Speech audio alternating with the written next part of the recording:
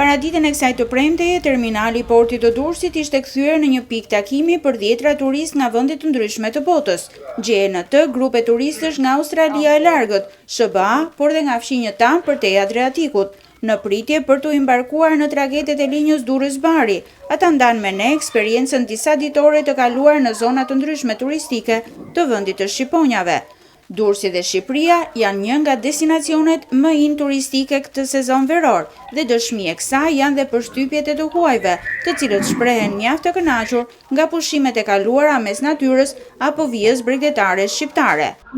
E duam shumë Shqipërinë, të gjithë ishin kaq miqësor. Na pëlqeu sidomos natyra. Durrësi më duk më i madh nga çfarë kisha imagjinuar. Ishte shumë e lehtë të orientoheshe në qytet. Me ushqimin patëm pak problem sepse jam vegetariane, por kam shijuar shumë picat.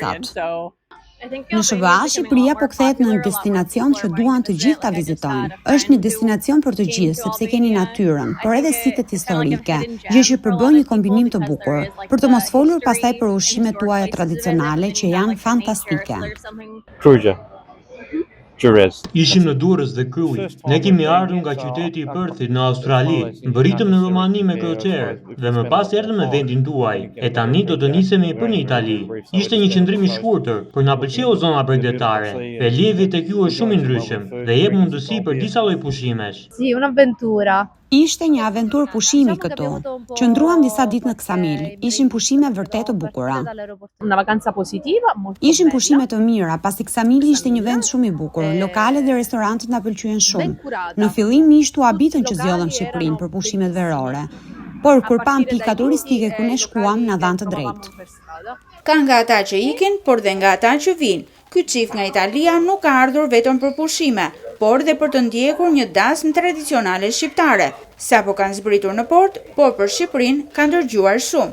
per la prima volta. Vim për herë të parë këtu, sepse na kanë ftuar në një dasëm. Do të pushojmë, por edhe do të jemi në dasmë. Do të jetë interesante sepse më kanë shpjeguar pak se si janë dasmat tuaja. Do të martohen dy të rinj shqiptar që jetojnë në Itali, por dasmën do ta bëjnë natë dhe. Kemi menduar të bëjmë pak plazh, por edhe të vizitojmë Alpet. Na kanë thënë që do të përjetojmë një festë të vërtet në dasëm, dhe mezi po presim. Në Itali shumë bashkëdhetar na kanë folur për pushimet e kaluara këtu. Shpresojmë se do të zbavitemi dhe do të kënaqemi. Për shumë nga turistët, rikthimi sërish në Shqipëri mbetet një opsion i hapur. Madje disa prej tyre kanë nisur që tani të planifikojnë udhëtimin e radhës. Oh yes, absolutely. I would love to see more. Patjetër që do të kthehemi.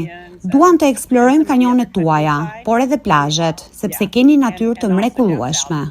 Gjatë gjysmës së parë të vitit 2026, Shqipëria regjistroi mbi 5 milion shtetas të huaj, ose 6.2% më shumë se një vit më parë.